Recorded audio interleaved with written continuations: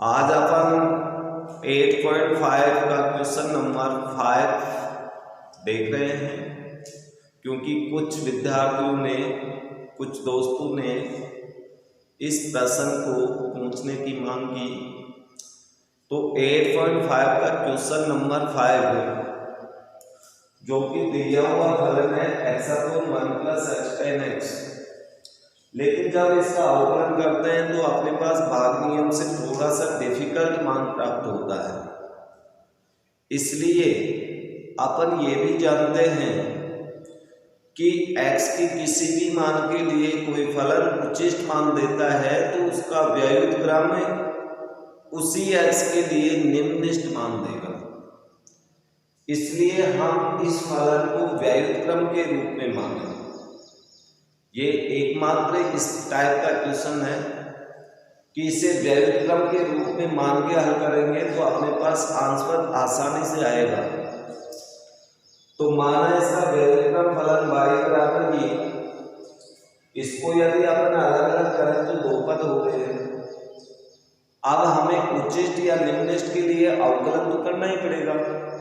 तो x के सापेक्ष अवकलन करेंगे। फर्स्ट पद का होगा आपके पास -1/x², सेकंड पद का अवकलन ये होगा।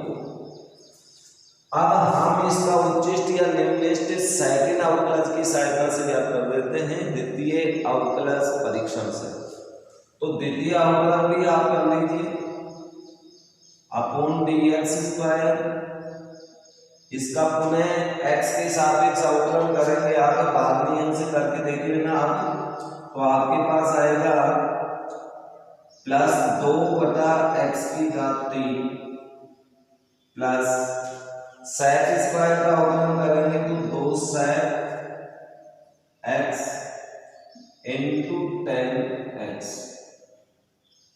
ये द्वितीय अवकलन होगा। अब इसके बाद में अपन उच्चिष्ट या निम्नलिखित कोई सा भी मान प्राप्त करें, उच्चिष्ट या निम्नलिखित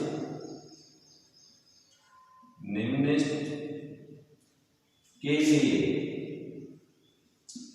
dy/dx फर्स्ट अवकलन के बराबर आप शून्य रखें। तो फर्स्ट अवकलन इसमें ये वाला है और सेकंड अवकलन ये। फर्स्ट अवकलन को 0 के बराबर रखेंगे तो अपने पास ये प्राप्त होगा। पक्षांतर कीजिए, पक्षांतर करोगे तो 1/x² बराबर sec²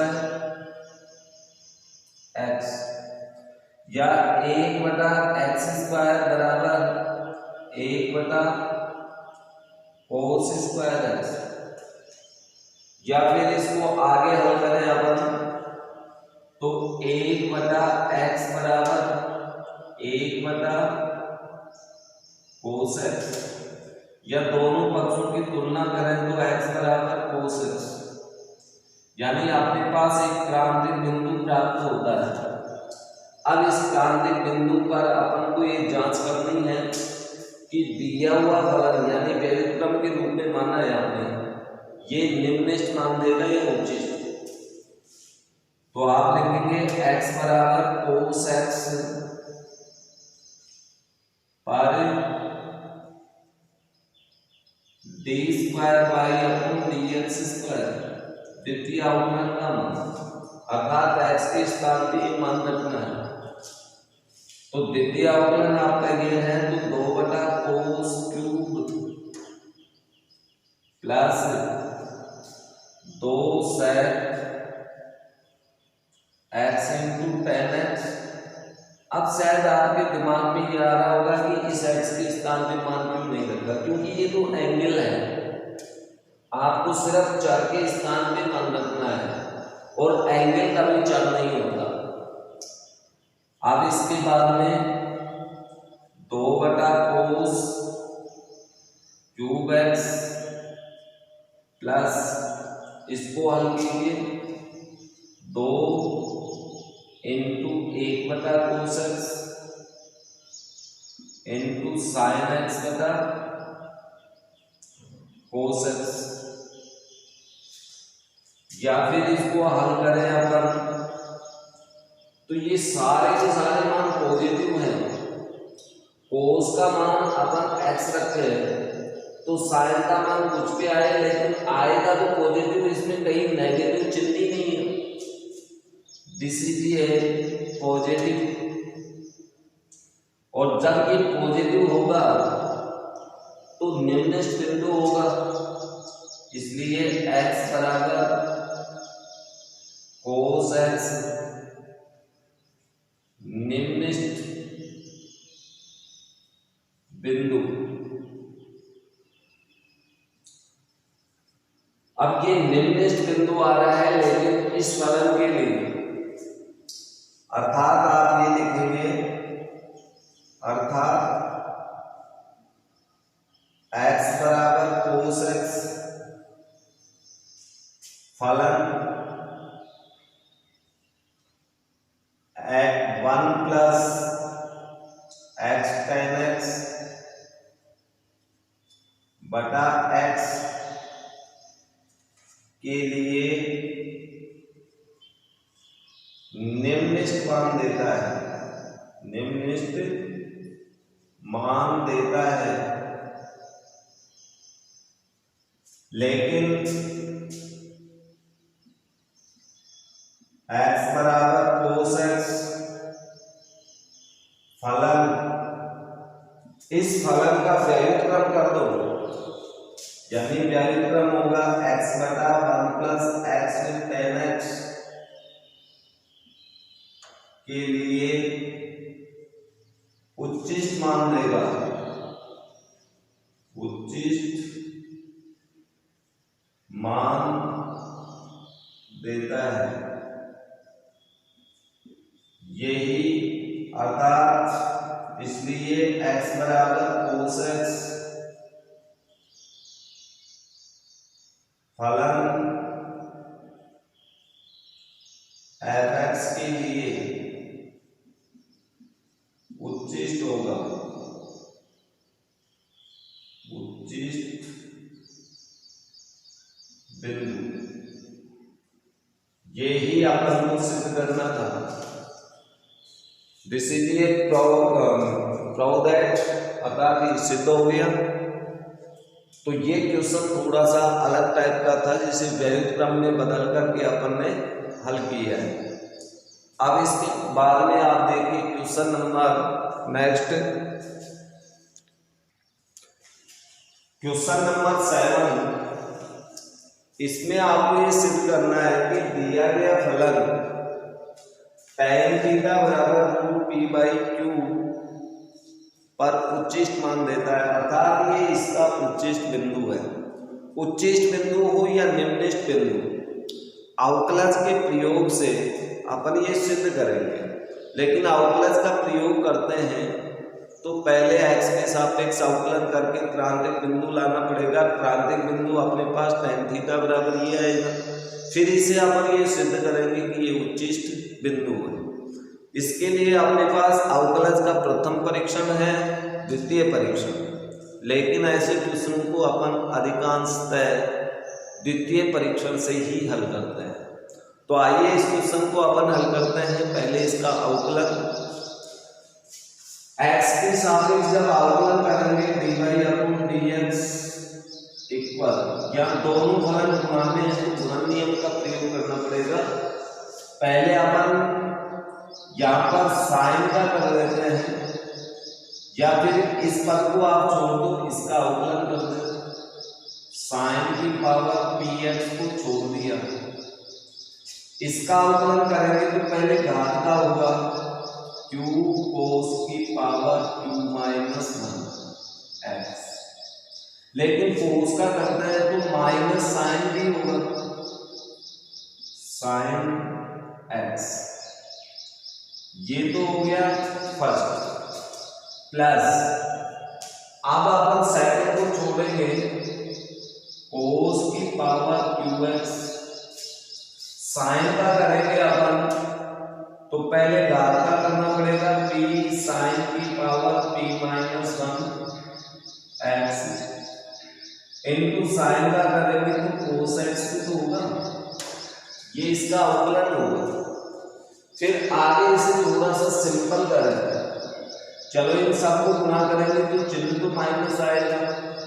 साइन की पावर देखिए, साइन एक्स ये है, साइन की पावर पी एक्स ये है, तो दोनों को गुना करने पर साइन की पावर p प्लस 1 होगी। क्यू गुना में है क्यू, कोस की पावर क्यू माइनस 1x, ये तो प्लस, इसमें सारे चिन्ह प्लस है, p इंटू साइन की पावर कितनी है p माइनस 1x, कोस की पावर कितनी हो जाएगी, मल्टीप्लाई करेंगे तो कोस की पावर q प्लस 1x, ये आउटलाइन होगी। इन सब में से क्या कॉमन है, साइन की पावर p कॉमन ले सकते हैं, कोस की पावर भी q ले सकते हैं। ये सारे लेने पर यहां पर अपने पास क्या बचेगा, देखिए यहां पर बचेगा माइनस क्यू, साइन की पावर 1 बच जाएगी, कोस की पावर माइनस है तो ये बटे में हो जाएगा, प्लस यहां पर बच गया p, साइन की पावर माइनस में कोस की पावर प्लस 1 बचेगी, तो कोस तो ऊपर रहेगा लेकिन साइन बटे में हो जाएगा। ये इसका अवकलन होगा। तो इस प्रकार से इसका फर्स्ट अवकलन ये प्राप्त होगा, क्योंकि इसकी मान यहां से रख देंगे तो y रख दिया, ये मान अपने पास प्राप्त होगा। लेकिन द्वितीय अवकलन परीक्षण से कर रहे हैं तो पुनः x के सापेक्ष होगा, तो यहाँ पर दो फलन गुणा में आ गए, y को अपन छोड़ देते हैं, इसका अवकलन करते हैं, तो अंदर का अवकलन तो दोनों पदों का अलग अलग होगा। क्यू tan का करेंगे तो sin स्क्वायर x होगा, इसका अवकलन करेंगे तो minus p cosec square x होगा, ये अवकलन होंगे। इसके पश्चात हम इसको छोड़ेंगे, इसका अवकलन करेंगे, तो जब इसको छोड़ेंगे तो अपने पास ये आएगा minus q tan x plus p cot x, और y का x के सापेक्ष अवकलन करेंगे तो dy अपॉन dx होगा। ये इसका द्वितीय अवकलन हो गया। तो इस प्रकार से आपने दोनों अवकलन प्राप्त कर लिए। अब उच्चिष्ट या निम्निष्ट के लिए, उच्चिष्ट या निम्निष्ट,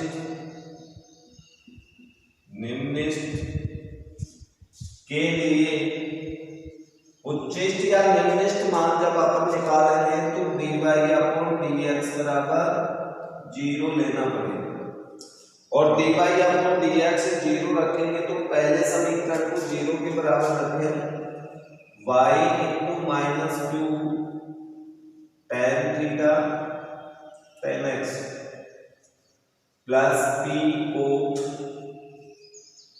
x बराबर 0, ये y तो 0 से निरस्त हो गया, तो आपके पास ये बचेगा minus q tan x plus p cot x equal 0। इसे हम करेंगे पक्षांतरण के द्वारा, तो q tan x बराबर को p कोट x, पुनः पक्षांतरण करें तो अपने पास आएगा tan x upon coat x बराबर p अपॉन q, लेकिन 1 बटा कोट मीन्स होता है tan, तो इसे लिख सकते हैं tan स्क्वायर x बराबर p बटा q, या tan x बराबर हमारे पास आएगा रूट p बाई q, ये मान प्राप्त होगा। अब इसके पश्चात हमें ये सिद्ध करना है कि ये जो आपके पास बिंदु आ रहा है tan x बराबर रूट p बाई q, ये एक उच्चिष्ट बिंदु होगा, यहाँ भी थीटा नहीं है x है, तो इसे सिद्ध करने के लिए द्वितीय अवकलन से इसका मान निकालना पड़ेगा। तो अब मैं यहाँ से मान मिटा देता हूँ। थोड़ा सा याद रखना, उच्चिष्ट या निम्निष्ट के लिए dy/dx का मान 0 रखना है। शेष tan और cot के स्थान पे आपको यहाँ से मान रखना है। तो आइए अपन इसे सिद्ध करते हैं कि ये उच्चिष्ट बिंदु होगा। तो आप ये लिखेंगे tan x बराबर p/q पर द्वितीय अवकलन d²/dx² इक्वल समीकरण का नंबर 2 में मान रखें। यह है y into minus q into 1 plus tan² का मान रखेंगे तो p/q minus p into 1 plus cot² इसका व्युत्क्रम होगा तो q/p। फिर आगे है plus minus q tan x plus p cot x into dy/dx। लेकिन dy/dx उच्चिष्ट हो या निम्निष्ट, dy/dx का मान तो शून्य ही होगा, अर्थात इसके स्थान पे शून्य गुणा 0। तो y इंटू यहाँ पर देखिए अब क्या आता है, लघुत्तम लेके हल करें तो q से q कट जाएगा, माइनस q प्लस p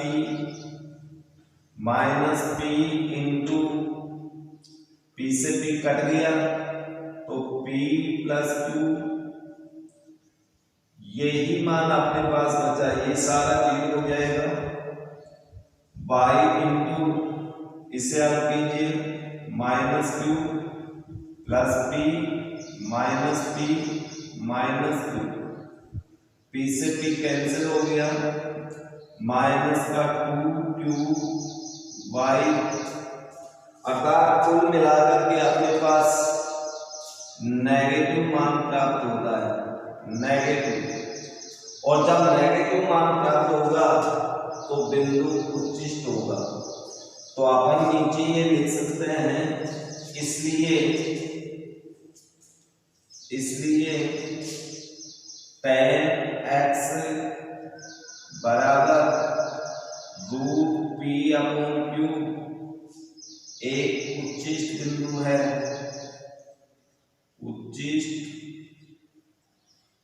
बिंदु है, और यही अपन को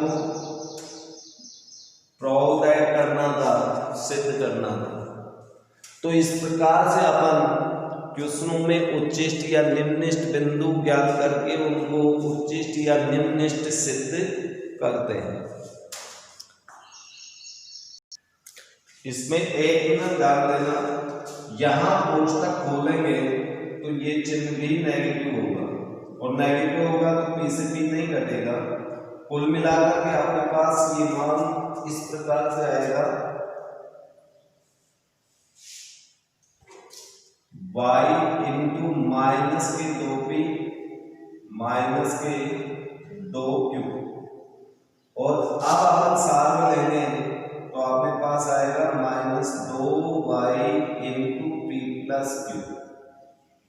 y का मान अपन करते हैं यहाँ तो कुल मिलाकर के अपने पास नेगेटिव मान प्राप्त हो रहा है, और जब द्वितीय अवकलन का मान किसी बिंदु पर नेगेटिव आए तो उच्चिष्ट बिंदु कहलाता है, अर्थात ये उच्चिष्ट बिंदु होगा।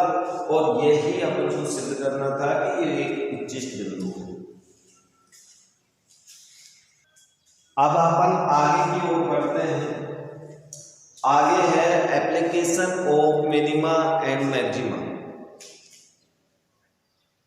तो इसका उपयोग यानी इसका जो उच्चिष्ट और निम्निष्ट हैं इनका प्रयोग अपन कैसे करते हैं।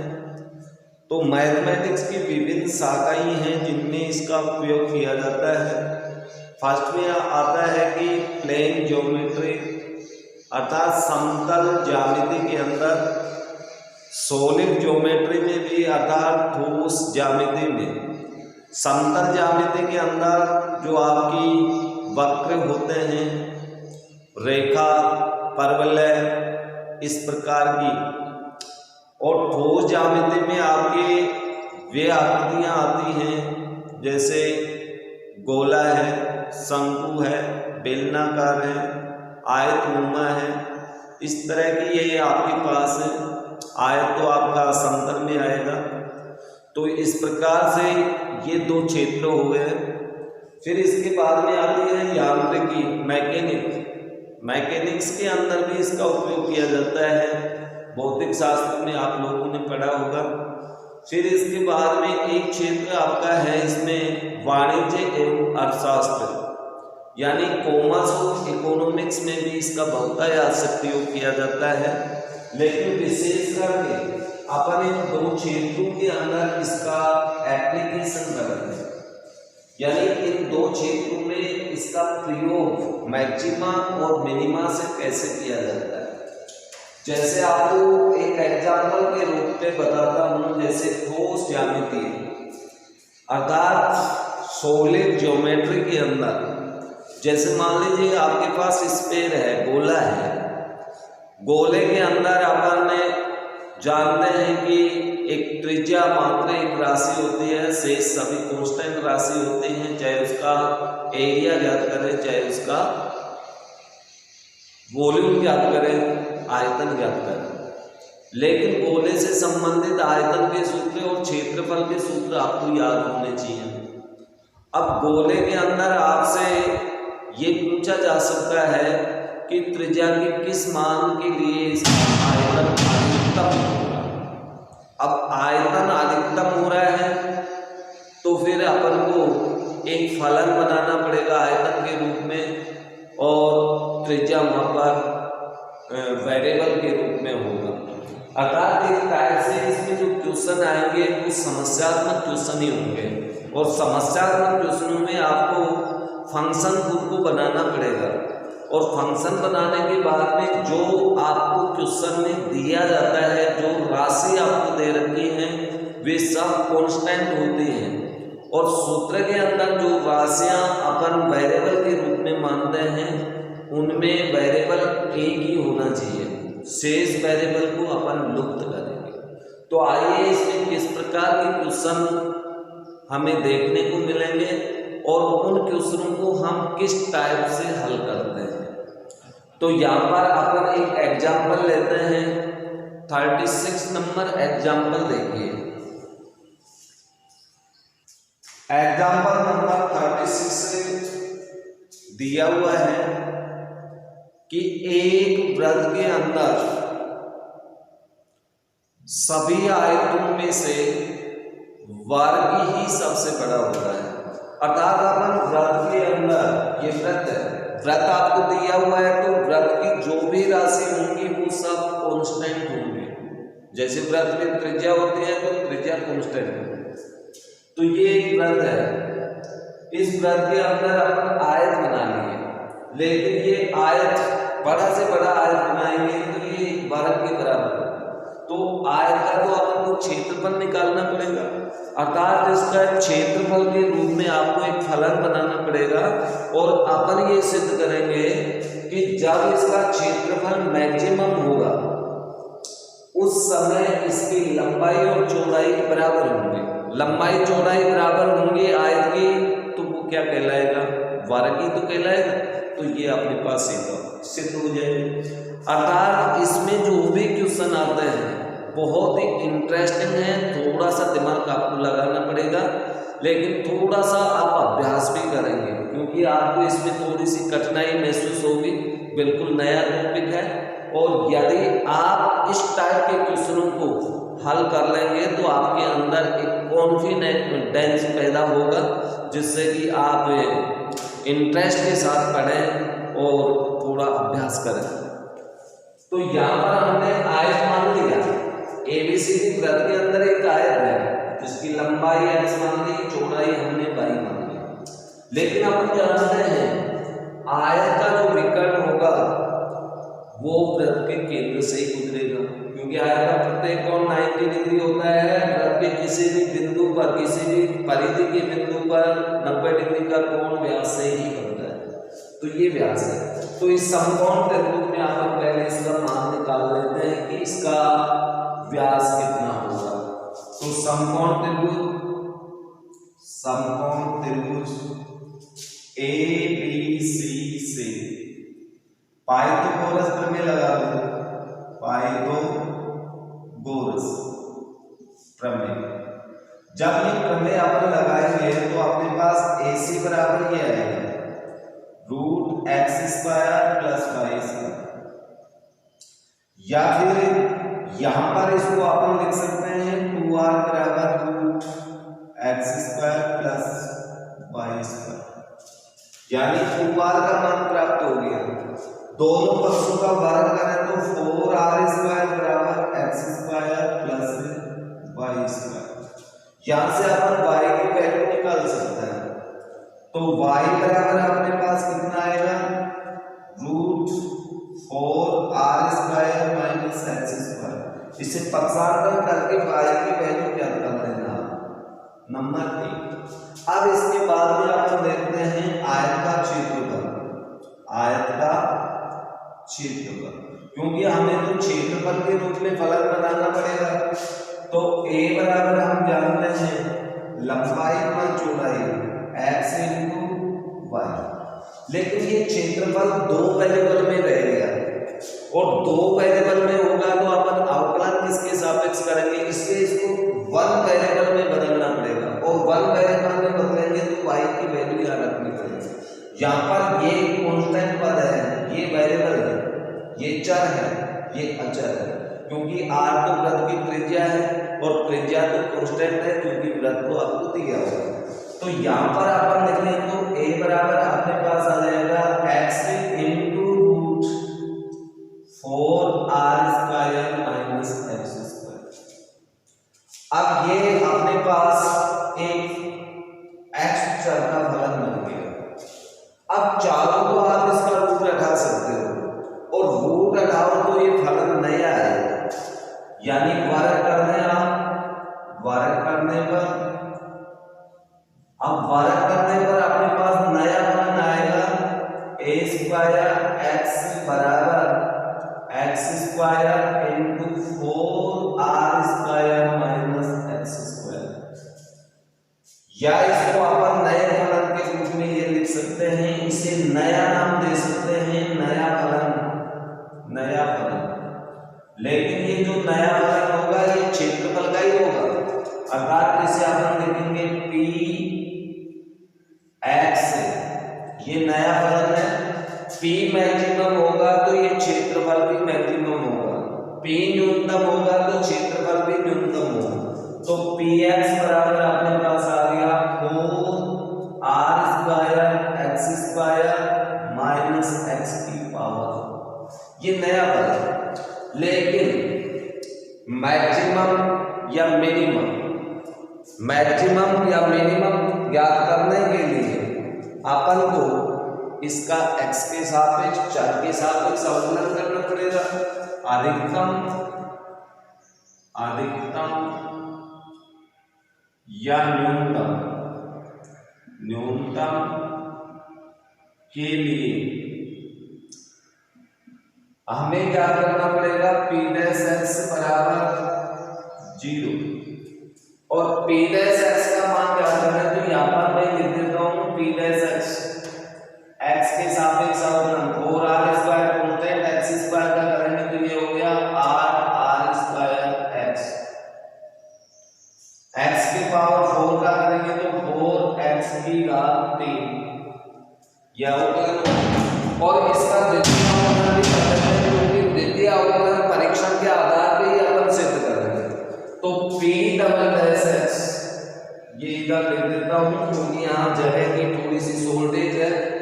तो p'(x) बराबर पुनः x के सापेक्ष अवकलन करें तो ये आएगा r² माइनस ये हो गया 12x², ये द्वितीय अवकलन है हमारा। लेकिन अधिकतम या न्यूनतम के लिए पी डैश एक्स बराबर 0। तो पी डैश एक्स का मान पहले आप ये पूरा कर लेना, ये नंबर 1 लिख देना आप, पहला अवकलन है, नंबर 2 ये नंबर 2। इसके बाद में यहाँ पर आए पी डैश एक्स का मान 0 के बराबर रखेंगे तो आर स्क्वायर एक्स बराबर अपने पास 4x³ आएगा, दोनों पक्षों में x से x कट जाएगा, आर स्क्वायर बराबर x²।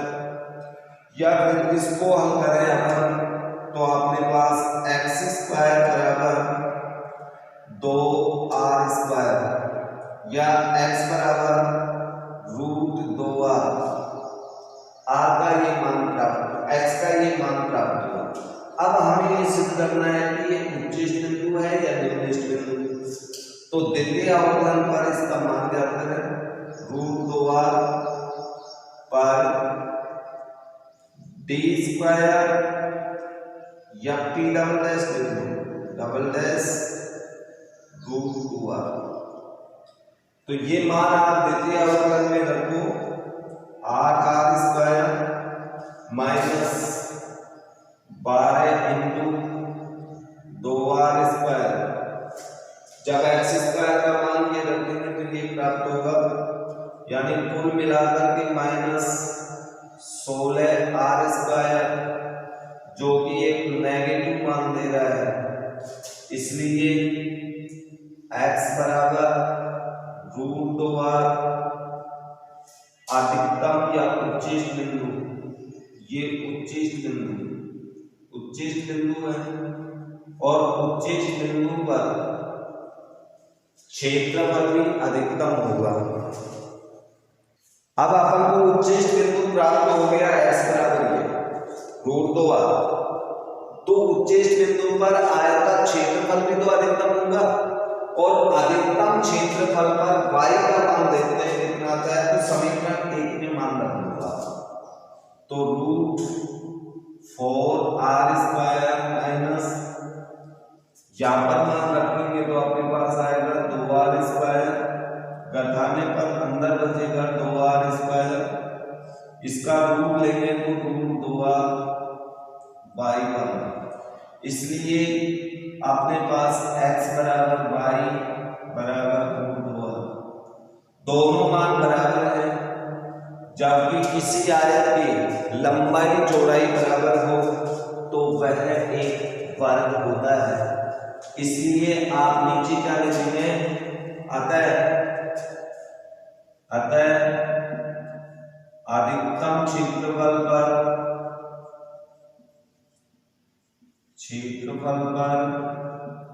यह आयत एक वर्ग है,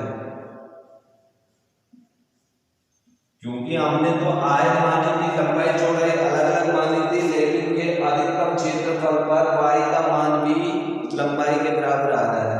यही अपन को सिद्ध करना था, ये सिद्ध हो गया।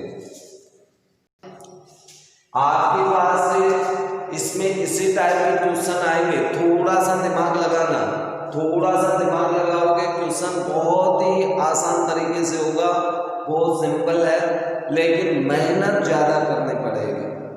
और आप लोग कोशिश करना आगे के एग्जाम्पल या क्वेश्चन हल करने की, फिर जो नहीं आते हैं अपन नेक्स्ट क्लास के अंदर उनको हल करने की कोशिश करेंगे, फिर से समझाने की कोशिश करेंगे। थोड़ा सा अभ्यास, थोड़ा सा मेहनत कीजिए, थोड़ा सा टाइमिंग बढ़ाइए, आप टाइम ज़्यादा दीजिए। आप लोग बहुत कम समय देते हैं, पूरा नहीं देखते, वीडियो भी पूरा देखें और हर एक छोटी छोटी चीज़ों को समझने की कोशिश करें। तो नेक्स्ट क्लास जब तक अपनी प्रारंभ हो, नेक्स्ट वीडियो तब तक आए, तब तक के लिए इजाज़त दीजिए। ओके।